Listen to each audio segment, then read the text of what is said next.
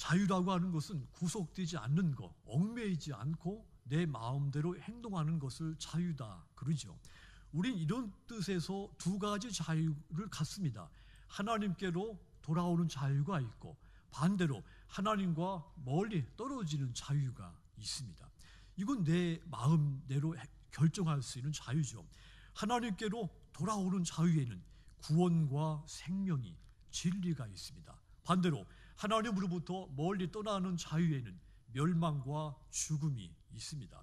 성경은, 이 성경 66권은 어느 곳을 펼쳐도 우리를 향해서 하나님께로 돌아오라 권고를 합니다. 호세아서 12장 6절을 보시면 너희는, 따라합시다, 여호와께로 돌아오너라. 네.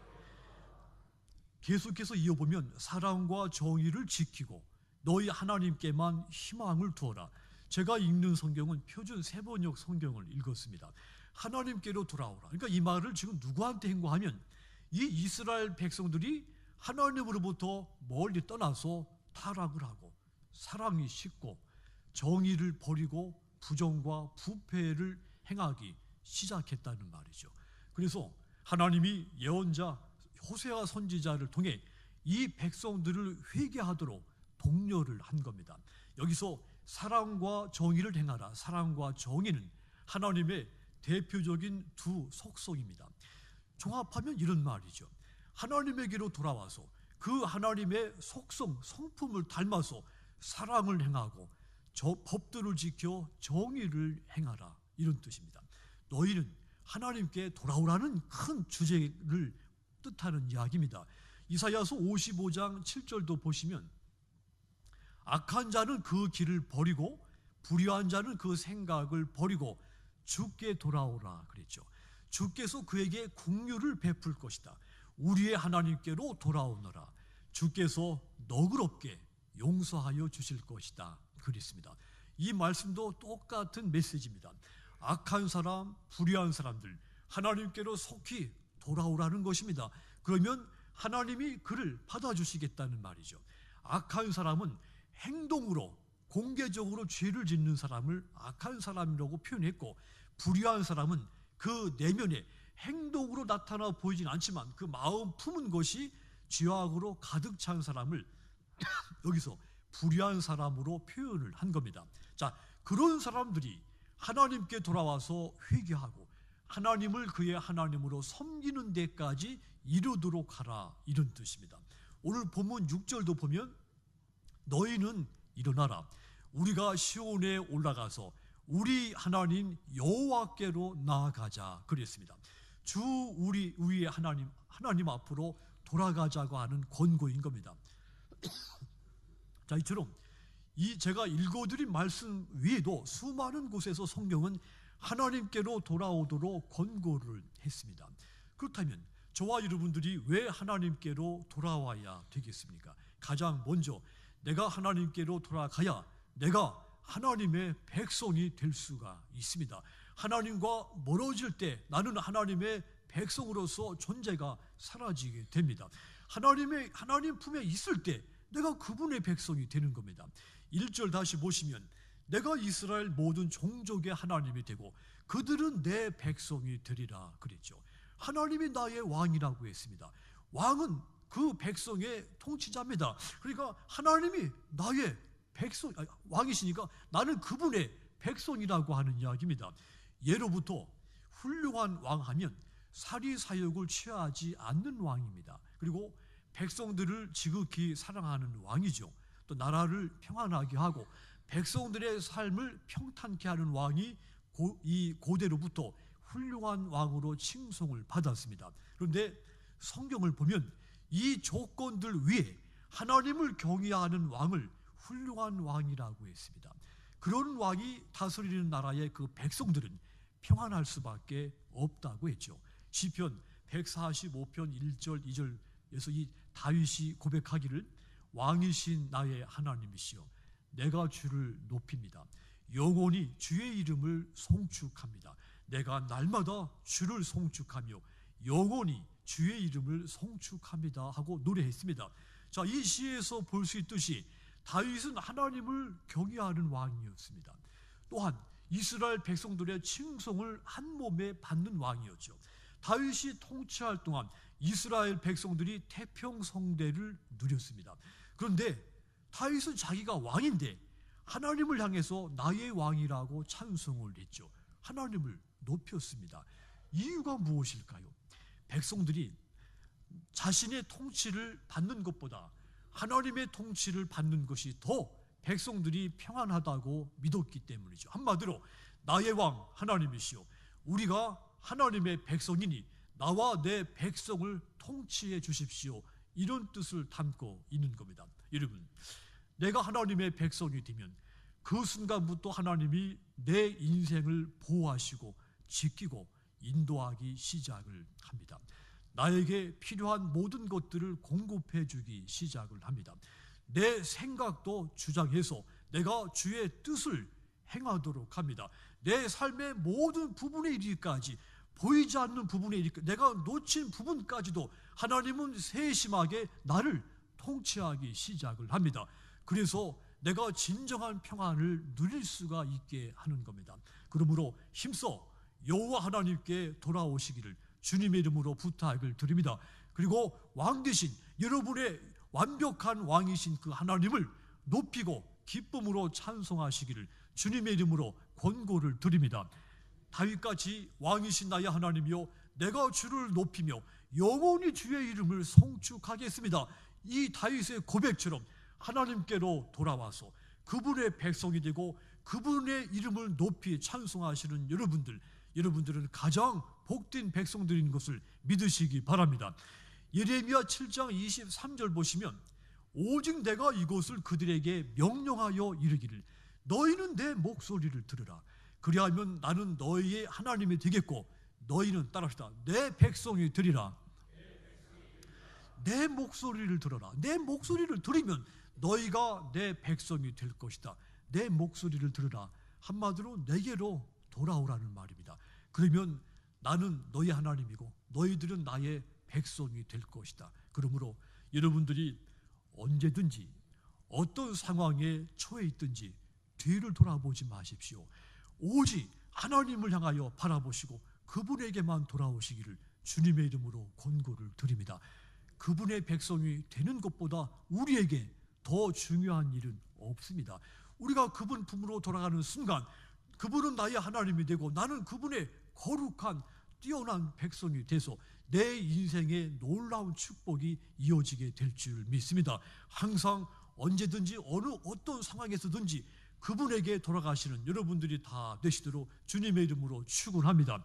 또 두 번째로 우리가 하나님께로 돌아가야 하는 이유가, 두 번째 이유는 내가 그분 통해서 안식을 얻을 수가 있기 때문입니다. 내가 다른 곳에서 쉼을 얻을 수 없습니다. 오직 나를 창조하신 분만이 나에게 진정한 쉼을, 안식을 줄 수가 있습니다. 2절을 보시면 칼에서 벗어난 백성이 광야에서 은혜를 얻었나니 곧 내가 이스라엘로 안식을 얻게 하러 갈 때다 그랬죠. 이 무슨 말인가 하면 이스라엘 백성들이 과거 이집트에서, 그러니까 애굽에서 식민지 지배를 받고 있었습니다. 그 식민지 지배 받는 것 자체가 고통이고 공포죠. 그런데 더 이 이스라엘 백성들에게 두렵고 참 이 마음이 너무도 힘들었던 것은 바로 왕의 칼날 아래에서 남자아이들이 태어나자마자 살육을 당한 사건입니다. 자식이 내 눈앞에서 죽임을 당하는 그런 상황을 보아야 되는 그 부모들의 마음이 어찌 단 1초도 1000분의 1초도 평안할 수가 있었겠습니까? 어찌 그 부모들의 삶에 안식이 있을 수가 있겠습니까? 두려움과 불안과 공포만 가득했습니다. 그런데 그들이 위대하신 하나님 앞에서 은혜를 입게 되는 순간 바로 왕의 그 공포스러운 칼날에서 벗어날 수가 있게 된 겁니다. 그리고 마침내 이 부모들 마음에 안식과 평안을 얻을 수가 있게 되었다, 이런 뜻입니다. 이제는 그들이 하나님께 속한 바가 됐고 평화로운 백성이 되었습니다. 그리고 그 하나님은 예나 지금이나 여전하시다고 하는 고백인 겁니다. 여기서 강조하는 것은 안식입니다. 마음에 얻는 평안과 안식이죠. 우리가 하나님께로 돌아와야 하는 이유는 이러한 안식을 얻기 위해서인 겁니다. 창세기 1장에 보면 하나님의 천지를 엿새 만에 창조하시고 다음 날 일곱째 날 안식을 하셨습니다. 자, 이 하나님의 창조 질서에 따라서 7년째 되는 날 안식년으로 지켰고 7년 안식일 7번째 되는 날 50년이 되는 날 휘년으로 지켰죠. 자, 안식일이 되면 모두 일을 멈추고 하루를 쉬면서 오직 하나님을 예배하는 데 전심전력을 했습니다. 그리고 7년 안식년이 되는 때 땅에 씨앗을 뿌리지 않고 땅도 쉬게 했습니다. 그때는 사람도 쉬고 그 일을 부리는 노예도 쉬고 심지어는 동물들도 그날 이 1년 동안 쉬었습니다. 안식을 누리게 한 겁니다. 모든 것이 쉼을 얻게 한 거죠. 즉 하나님에게로 돌아와서 안식을 누구든지 얻을 수가 있다 하는 이야기입니다. 오늘 본문에서도 중요한 것은 2절입니다. 은혜로 안식을 얻었다는 말이죠.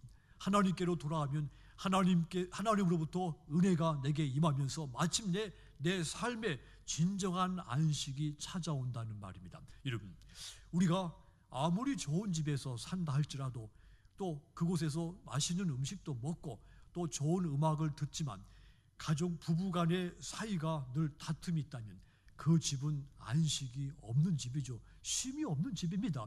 반대로 넉넉하지는 못하지만 사는 것이 궁핍해서 불편한 것이 많고 삶이 고생스럽긴 하지만 가족들이 서로 사랑하면 그 집은 안식이 있는 집이죠. 그런 집은 충분히 천국입니다. 안식이 무엇입니까? 마음 편안하게 쉬는 것이 안식입니다. 편하고 좋은 것이죠. 여러분들이 어디에서 이 편하고 좋은 안식을 얻을 수가 있습니까? 분위기 좋은 카페 가면 편하고 좋은 안식을 얻을 수가 있을까요? 아니면 아름다운 곳으로 여행을 간다면 그곳에서 이 좋은 편하고 좋은 안식을 얻을 수가 있겠습니까? 아닙니다. 오직 하나님께 돌아와야 안식을 얻을 수 있음을 믿으시기 바랍니다. 오직 그분만이 우리에게 진정한 쉼을 주시는 분입니다. 하나님은 지치고 상한 사람들의 마음을 그의 그 삶을 쉬게 해주시는 분입니다. 마태복음 11장 28절 29절 우리 교회 정면에 붙여있는 말씀이죠. 수고하고 무거운 짐진 자들아 다 내게로 와라. 내가 너희를 쉬게 해주겠다. 지나가는 사람들이 우리 교회 벽에 붙어있는 이 구절을 보고 많은 분들이 이 말씀의 큰 은혜를 또 힘을 받는다는 소리를 제가 종종 듣습니다. 여러분, 이 구절에서 두 가지를 주목하셔야 됩니다.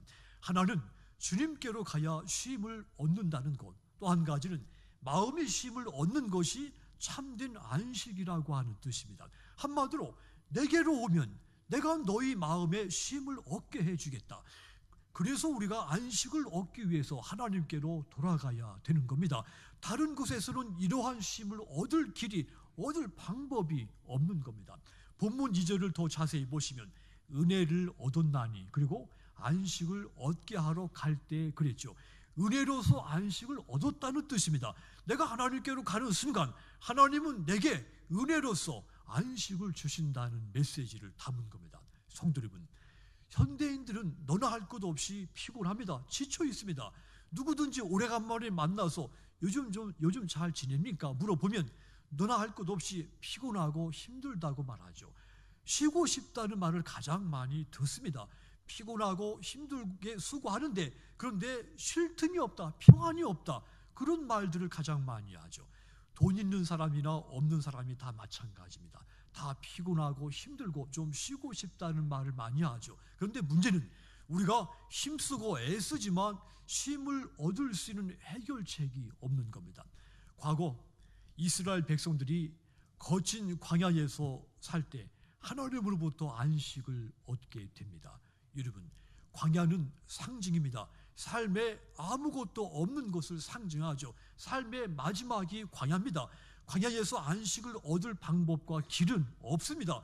광야는 삶이 지워지는 곳입니다. 그런데 이 백성들이 그 광야에서 하나님으로부터 안식을 얻었다 그랬죠. 이 말은 무슨 말입니까?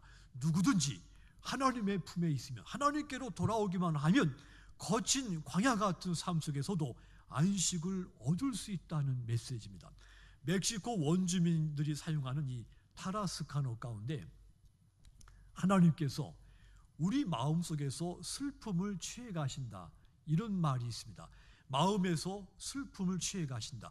마음에서 슬픔이 사라진다면 안식의 상태가 되는 것이죠. 하나님이 인간에게 안식을 주신다는 그분들의 교훈인 것이죠. 여러분, 어떤 사람은 돈이 충분하면 내가 비로소 내 삶의 안식이 찾아올 것 같아 생각을 하죠. 그런데 그렇지 않습니다. 세계적으로 잘 사는 나라들, 예컨대 우리 대한민국을 비롯해서 프랑스나 노르웨이, 덴마크, 스위스 같은 나라들, 자살률이 이 빈국보다 훨씬 자살률이 높지 않습니까? 돈이, 풍요로움이 인간에게 안식을 주지 못한다는 증거입니다. 또 어떤 사람은 권력만 쟁취하면 내 삶에 진정한 안식이 있을 것이다. 그렇지 않습니다. 권력도 인간에게 안식을 주지 못합니다. 권력은 인간을 끊임없이 투쟁적인 사람들로 만들죠. 초조하고 불안하게 만듭니다. 권력을 쟁취하고 나면 뺏길까봐 그 권력을 놓지 않기 위해서 또 투쟁을 하게 되죠. 권력 투쟁에는 어떤 곳에서 안식이 결코 존재하지 못합니다. 대중적인 인기도 다르지 않죠. 인기를 얻으면 안식, 참 내 삶의 진정한 쉼과 안식이 쏟아질 것 같죠. 하지 않습니까? 그렇지 않습니다. 한번 정상에 오르면 다시 추락할 것이 두려워서 조바심 때문에 밤잠을 제대로 못 잔답니다. 마약을 먹고 술에 취하고, 그래서 이 연예인들이 이런 사건을 많이 저지르게 되는 겁니다. 오직 하나님 품 안에서만, 하나님께 돌아왔을 때만 인간에게, 저와 여러분에게 진정한 안식이 있다는 사실을 기억하시기를 바랍니다. 돌스토이 고백 가운데 나는 하나님을 믿습니다. 하나님은 내게 영이시며 사랑이시고 만물의 원리이십니다. 내가 하나님 안에 있듯이 하나님도 내 안에 계심을 믿습니다. 인간의 참된 행복은 하나님의 뜻을 따르는 데 있음을 나는 믿습니다. 이런 유명한 이 고백을 했죠. 인간의 참된 행복이 하나님을 믿는 데서 나온다는 이야기입니다. 참된 행복은 안식의 상태를 뜻합니다. 안식은 하나님께로 돌아와서 그분을 전적으로 신뢰하고 따를 때 안식은 찾아온다는 교훈이기도 합니다. 이사야서 14장 3절 보시면 여호와께서 너를 슬픔과 곤고와 그리고 네가 수고하는 고역에서 놓으시고 안식을 주시는 날 그랬죠. 하나님, 누구든지 하나님께로 돌아오는 그날은 곧 그가 안식을 얻게 되는 날이다, 이런 뜻입니다. 여러분, 우리가 하나님께로 돌아와야 하는 이유가 이와 같이 너무도 명백합니다. 그러므로 진정한 쉼을 얻기를 바라십니까? 그러면 뒤를 돌아보지 말고 하나님을 향해서 나아오시기를 바랍니다. 오직 그 한순간도 지체하지 말고 저 어떤 것도 미련을 품고 뒤를 돌아보지 말고 오직 하나님을 향해서 그분 품으로 돌아오시면 하나님은 여러분에게 여러분이 찾는 진정한 쉼과 안식을 주실 줄 믿습니다. 세 번째로 우리가 하나님께로 돌아와야 하는 또 중요한 이유가 있습니다. 따라합시다. 치유를 받기 위해서. 저와 여러분은 다 마찬가지입니다. 몸과 마음과 영혼이 찢기고 상하고 상처를 입었습니다.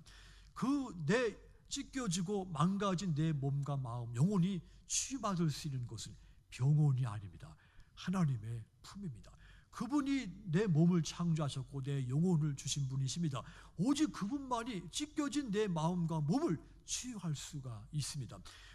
호세아서 6장 1절 보시면 오라 우리가 여호와께로 돌아가자. 여호와께서 우리를 찢으셨으나 도로 낫게 하실 것이요 우리를 치셨으나 싸매어 주실 것이다. 마치 하나님께서 유연한 손을 가진 능숙한 위과 의사처럼 부러진 뼈, 피 흘리는 상처를 싸매주는 것 같이 하나님이 우리를 치유해 주신다는 뜻입니다. 하나님은 자비로서 우리를 고치시는 분이십니다. 제가 최근에 정혜신 씨, 정신의학과 그분 책을 읽는데 이분 말이 전문적인 이 상담, 정신치료 지식을 갖고 있지만 막상 환자를 만났을 때는 그런 지식이 아무 효용이 없더라는 이야기입니다. 그래서 그분이 가장 이 환자를 만났을 때 하는 말은 당신이 옳습니다. 그 말밖에는 할 말이 없더랍니다. 그 말을 했을 때 환자들이 얼굴이 표정이 달라지더랍니다.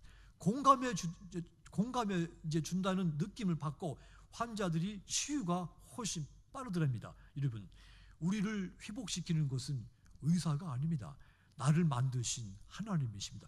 나를 인정해 주시는 하나님, 그분에게 내가 돌아가는 순간 나의 모든 망가진 몸과 마음과 영혼은 치유될 줄 믿습니다. 어떤 의미에서 질병은 하나님이 나를 치유하시려고, 일부러 나를 찾고 나를 치유하시려고 하나님이 일부러 내 몸과 마음을 찢은 것이다, 이렇게 간증하는 간증을 제가 여러 번 들었습니다. 누가 우리의 찢겨진 몸과 마음을 치유해 줄 수가 있습니까? 가족들일까요? 유능한 의사입니까? 우리의 찢겨진 몸, 마음, 영혼을 치유하시는 분은 오직 한 분이신 하나님밖에 없습니다. 그분이 나를 만드셨고 나의 모든 것을 세세히 아시는 분이기 때문입니다. 그래서 우리가 하나님께로 돌아오기만 하면 어떠한 상처도 다 치유를 받습니다. 그래서 날마다 하나님을 향해서, 날마다 그분을 향해 나아오시기를 주님의 이름으로 권고를 드립니다. 누가복음 6장 19절 보시면 온 무리가 예수를 만지려고 힘쓰니 이는 능력이, 따라합시다, 능력이 예수께로부터 나와서, 모든 사람들이 예수님의 옷자락을 만지기 위해서 애를 썼습니다. 그 이유가 모든 능력이 주님께로부터 나오기 때문에, 그것을 믿기 때문이죠. 그리고 만진 사람마다 다 나음을 받았다 그랬습니다. 치유의 능력이 내게 있지 않습니다. 치유의 능력이 전문가, 의사에게 있지 않습니다. 나를 낳으신 부모에게도 있지 않습니다. 오직 치유의 능력이 주님께 있다는 고백입니다. 그래서 치유받기 위해서는 하나님께로, 예수님께로 돌아와야 되는 겁니다. 사도행전 9장 34절도 보시면 베드로가 이르되 애니아야, 예수 그리스도께서 너를 낫게 하시니 일어나 네 자리를 정돈하라 한데 곧 일어났다 그랬죠. 예수님께서 낫게 하셨습니다. 치유의 능력이 그분 속에 있습니다. 누구든지 예수님께로 오기만 하면, 돌아오기만 하면 어떤 병이든지 어떤 상처든지 치유를 받을 수가 있습니다. 그래서 당시 수많은 병자들, 또 수많은 상처받은 사람들이 예수님을 향해 찾아왔습니다. 그리고 그들이 다 온전하게 치유를 받았습니다. 그러므로 여러분들의 망가진 몸과 마음과 영혼이 온전하게 치유받기 위해서 순간순간 주님께로 돌아오시기를 주님의 이름으로 부탁을 드리겠습니다. 사랑하는 성도 여러분, 마태복음 22장 3절 보시면 그 종들을 보내어 그 청한 사람들을 혼인잔치에 오게 하라. 혼인잔치를 여신 분, 하나님의 독생자 예수님이십니다. 그분은 하나님이십니다. 하나님이신 예수님께서 십자가에서 피를 흘려 죽으심으로 우리에게 구원을 주시기 위해서 혼인잔치를 열고 초청을 하셨습니다. 하지만 많은 사람들이 그 초청을 거절했죠. 그리고 그들은 밖에 어두운 데 쫓겨나 슬피 울게 됐습니다. 예수님께서 내게 오라고 초청하실 때, 부르실 때 그 소리를 외면하지 말고, 그 소리를 못 들은 채 하지 말고 그 즉시 그 소리를 듣고 주님께로 나오시기를 주의 이름으로 부탁을 드립니다. 오늘 주님께로 돌아와서 주님의 백성이 되고 주님으로부터 안식을 얻고 주님의 능력으로 몸과 마음과 영혼이 치유를 받으신 여러분들, 이제는 거꾸로 세상을 향해 나가서 이 복된 소식을, 이 기적과 이 기쁜 소식을 선포하시기를 주님의 이름으로 부탁을, 권고를 드립니다.